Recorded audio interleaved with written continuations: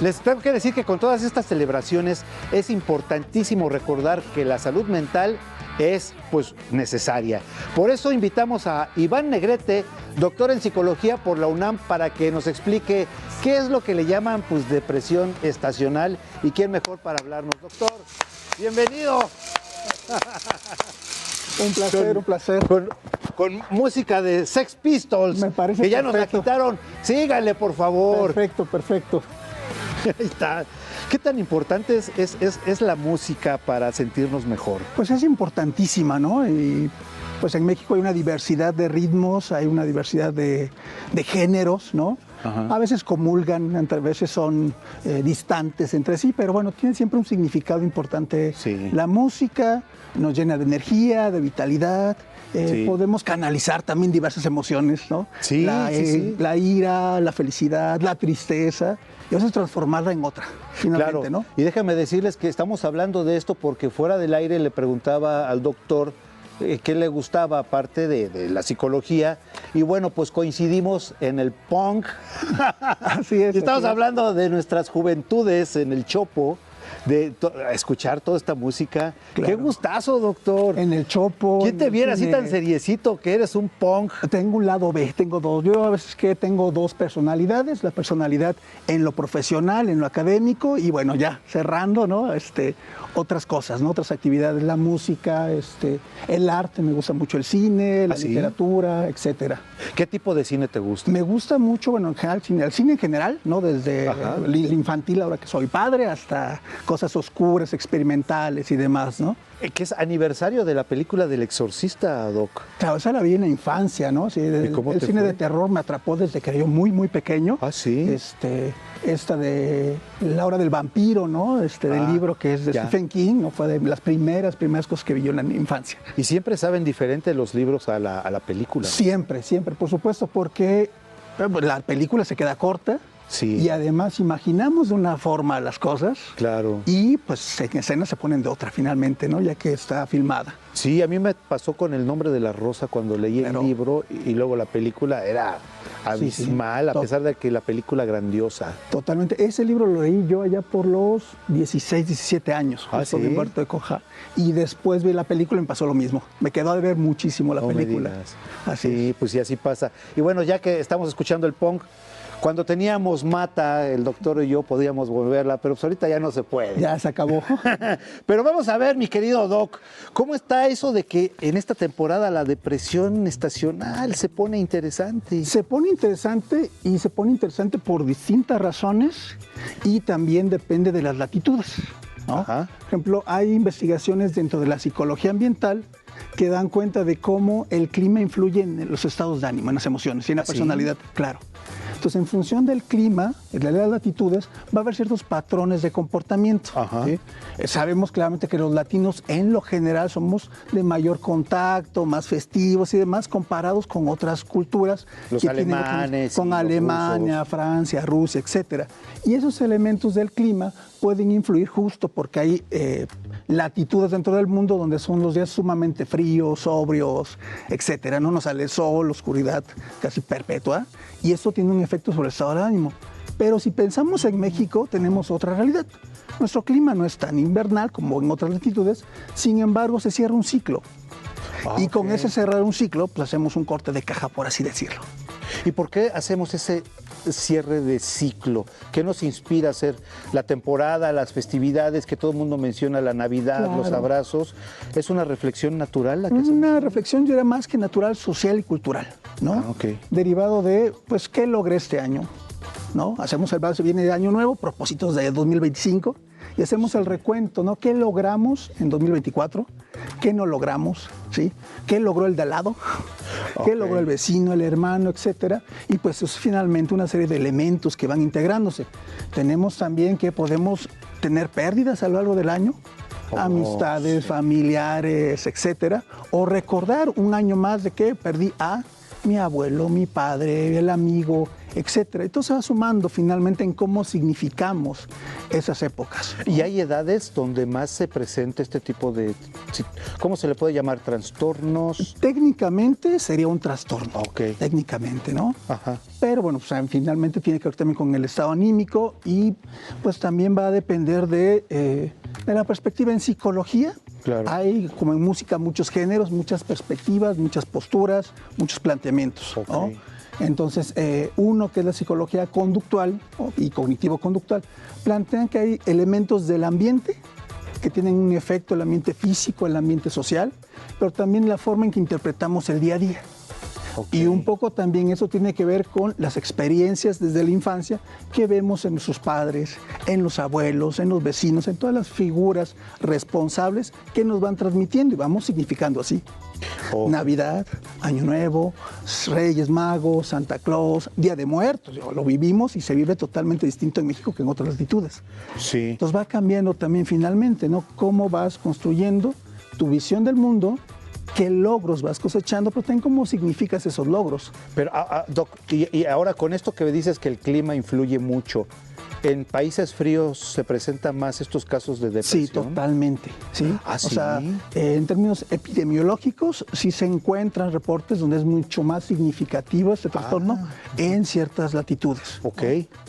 Que en los latinos generalmente incluso podemos ver cómo hacia toda Latinoamérica en esta época hay bastante turismo, justo porque buscan otro clima, otras condiciones que finalmente terminan sentando mejor, ¿no? Anímicamente. Entonces, por ejemplo, un latino que está acostumbrado al clima cálido, ecuatoriano, y pumba, le llega una onda de aire frío, todo se descompone. ¿Será más fácil que les pegue la depresión por ese contraste? Más sí, fuerte, claramente, ¿no? Porque también justo si es algo que te toma intempestivamente, ¿sí? Sí. Que no está planeado, que no está considerado, te saca tu zona de confort, como coloquialmente se dice, ¿no? Lo más común, pero ese ritmo habitual que llevas. Ah, ¿sí? ok. Y entonces tienes que hacer frente a la vida con otros recursos. Ok.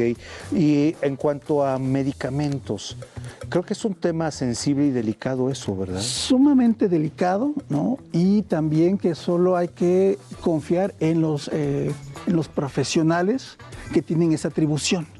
Únicamente psiquiatras, únicamente médicos, ¿no? Ok. O sea, los psicólogos no medicamos, ¿no? Ok. No podemos extender ningún tipo de receta ni recomendar que tomen ningún tipo de fármaco, ¿no? En todo caso, canalizamos al debido especialista para que haga una evaluación y en función de cada caso en particular, ¿sí? Medique o no medique. Eso es importante. Ahora, a nuestros amigos que nos están viendo y que están pasando por un tema de trastorno, de esta depresión, ¿qué les podemos decir, doctor? ¿Qué les puedes decir? Es decir, o qué no se les debe de decir. O ustedes, amigos que están teniendo este trastorno, supongo, doctor, que hay cómo acercarnos a ellos. Pues mira, algo que es sumamente importante es dejar atrás lo que coloquialmente hemos nombrado como el echaleganismo, ¿no? O sea, esta parte de ánimo, tú puedes, la vida es hermosa, hay mucho por qué sonreír, tener mucho cuidado porque, repito, cada caso es particular. Cada caso es un conjunto de experiencias, de historias, de formas de significar el día a día y lo que para alguien puede ser una gran pérdida, para otro puede ser algo menor. Sí. Lo que para alguien es un gran logro y maravilloso, para alguien puede ser, ¿por qué te pones feliz por eso? Fue cualquier cosa, ¿no? Entonces, tener mucho cuidado en qué decimos, qué consejos damos y en todo caso invitar a que asistan hacia los profesionales de la salud y entonces narrar sus distintas emociones, historias y demás, y que se pueda ir dando la atención debida. Claro, eso en cuanto a los que rodeamos a la gente que tiene una depresión. Ahora, a nuestros amigos que están padeciendo la depresión, ¿qué les puedes decir, doctor? ¿Qué deben hacer antes de buscar ayuda profesional si están en casa y están pasando por una crisis? ¿Qué deben hacer? Ahí es importante, algo que señala la literatura es justo un poco evitar el aislamiento. de entrada. Decíamos justo esa parte de la depresión tiene que ver con la soledad también, ¿no? Con el restringir el contacto, con el tener una vida monótona. Un poco en pandemia vivimos también mucho esto, ¿sí? ¿De qué derivaba justo?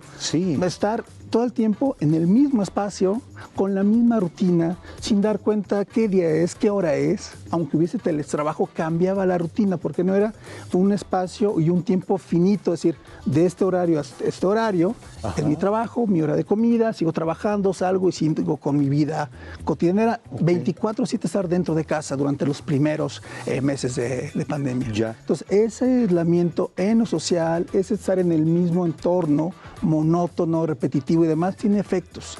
Entonces, en ese sentido, si podemos cambiar un poco la rutina, salir a caminar, salir a hacer alguna actividad distinta de lo habitual, ver a algunas personas que nos sean significativas, que queremos, con las que nos pasamos bien, va a tener un punto a favor, un aliciente, digamos, para no perpetuar o mantener este síntoma.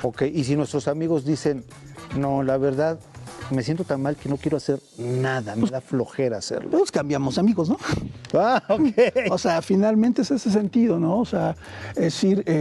me refiero al amigo que esté pasando por esa depresión, que diga, no quiero hacer nada, no quiero salir a caminar, no quiero relacionarme con más. Entiendo. ¿Qué se le puede decir en ese caso? Es complejo porque un tanto tampoco podemos forzar. ¿No? Un poco sería decir, ¿cómo logro más que decir, quiero ayudarte? Más bien decir, oye, acompáñame. Oye, quiero ir a tal lugar, me gustaría que me acompañaras. Entonces cambiamos el sentido, no en lugar de decirte, quiero sacar de tu casa porque te veo apachurrado, acompáñame, me gustaría que me acompañaras. La dinámica, la forma de plantearlo es distinto. Entonces también puede tener un efecto distinto. Es importante que los amigos que tenemos, o un familiar o un amigo así, saber decirle este tipo de cosas. Claro, porque justo si empezamos a ponerlo como una condición distinta, ¿no? Como señalarlo de te veo y tú estás mal y además no es un aliciente finalmente, ¿no? O sea, puede tener el efecto contrario. Ahora vamos a hablar de la gran villana de todo esto, mi querido Doc. La serotonina. ¿Qué onda con la serotonina? ¿Por qué tenemos serotonina? Porque al parecer es el origen de todo esto. Pues un montón de cosas, ¿no? Y ahí no solo la serotonina, tenemos muchísimos neurotransmisores. Serotonina, endorfinas, la misma adrenalina, etcétera. Todo eso puede provocar la depresión. Todo en conjunto. Finalmente, por eso decía, es una condición importante que no podemos dar una atribución única. No es como, consume alimentos que sean ricos en serotonina o haz actividades que te activen, ¿no? Incrementen los niveles de serotonina. ¿Por qué? Porque son variaciones en cada caso en particular. Entonces justo hay que entender esos elementos, ¿no? Y cómo para cada caso en particular ciertos neurotransmisores van a tener un efecto en particular. Y la alimentación puede ser importante. Hay recomendaciones incluso de, consume un poco de chocolate, puede ayudar, claro. Pero pues tampoco es como tómatelo y te resuelve la vida. Porque, repito, cada caso es particular. Puede haber algún caso que sí se dependa de la bioquímica cerebral, ¿sí? Pero otros casos pueden ser situaciones de recuerdos, ¿no? De en esta época me pasó esto, hace un año que todavía estaba con tales personas, hacíamos esto, ahora ya no los tengo. Y entonces cambia la dinámica, eso es entender cada caso en particular. Entonces, de cada caso en particular, por ejemplo, llorar en una película, o reír en una fiesta, o bailar punk, bailar ¿cómo se llama? Cuando se empujan todos. El slam. El slam. Todo esto tiene el mismo origen, que es la serotonina. Puede ser uno de los orígenes, por eso decía, hay un elemento importante que sí es la bioquímica, ¿sí? O la neuroquímica, que también se nombra a veces. Pero también tiene mucho que ver los significados que damos a cada experiencia. Y a veces, por ejemplo, regreso a la literatura, ¿no? Hay varios casos que conocemos de cineastas, pintores, etcétera, que eran depresivos. Alan Poe. Entonces nosotros decimos, Alan Poe, si no hubiera tenido ese perfil, no hubiera hecho las obras que hizo, finalmente. ¿Y por qué? También ha habido una tendencia en los últimos años a irnos hacia lo que se ha nombrado también la japitocracia. ¿no? Como estar todo el tiempo feliz y todo verlo de maravilla. Y es por las redes sociales, ¿no? Pues un poco, digamos, la globalización, redes sociales. Me encantó ese término. Capitalismo. Capitocracia. Etcétera, ¿no? Interesantísimo. Y decimos, justo, ¿no? Si hablamos de tristeza, tiene su contraparte y no puede existir una sin la otra. Ajá. Y regreso, cada caso lo puede vivir de manera particular. Claro. Pues está bastante bueno eso de qué actitud queremos tener ante la vida. Yo aquí por lo menos ya hice aquí una pequeña actitud. Ahí está, el doc, nada más. Es para ti, por favor. Un placer. Con mucho gusto. ¿Es cierto que se puede heredar estos síndromes? Hay estudios también, ¿no? Hay un investigador del Instituto de Investigación Genómica, Humberto Nicolini, que ha hecho investigación no solo sobre trastornos anímicos, sino también sobre abuso de sustancias y distintas patologías, ¿no? Y ha encontrado que efectivamente, ¿no? Hay una serie de elementos, o sea, hay un genotipo que se puede heredar. Yeah. Sin embargo, no depende solo de esa herencia genética, sino depende de que existan un conjunto de condiciones, otra vez en la historia social, medioambiental, etcétera, que activen, por así decirlo, ¿sí? Ese perfil. Ok. Y puede tener el perfil a alguien y pasar por una serie de experiencias que nunca lo activan. O sea, hay una predisposición genética y nunca se va a desarrollar el trastorno. ¿Por qué? Porque social y ambientalmente hubo condiciones que actuaron como inhibidoras, por así decirlo, o factores protectores contra esa condición. Okay. Y viceversa. Alguien puede tener genéticamente ninguna herencia para algún trastorno, pero vivir un conjunto de condiciones que hacen que la pase mal finalmente. Ya. ¿Y alguien puede desarrollar una depresión, aunque nunca en su vida la haya desarrollado, y a los 50 y tantos tenerla? También, porque justo el mismo comportamiento es un tanto azaroso muchas veces. ¿Sí? Ok. Pues interesantísimo esto, doctor. ¿Dónde te pueden encontrar? Pues bueno, yo me dedico a la docencia básicamente, a la investigación en la UNAM, ¿no? Okay. Y bueno, si utilizan mi nombre completo ahí en redes sociales, aparecen finalmente mis redes. ¿Cómo es tu arroba? Arroba Oscar Iván Negrete Rodríguez. Arroba Oscar Iván Negrete Rodríguez. Anótenlo, amigos, para que lo sigan. Y si te preguntan algo en redes, ¿tú les puedes contestar? Pues doy una respuesta general. Tampoco es que hay que como estar todo el tiempo en las redes, ¿no? Sí. Finalmente, pero bueno, pues ahí podré atender alguna duda que surja. Perfecto. Pues doctor, qué gusto que hayas estado por aquí. Gracias por tus consejos. No, pues un placer. Y pues ahí ayudarnos con todo este tema. Caricatura. No, hombre, con mucho gusto. Regresamos, amigos míos.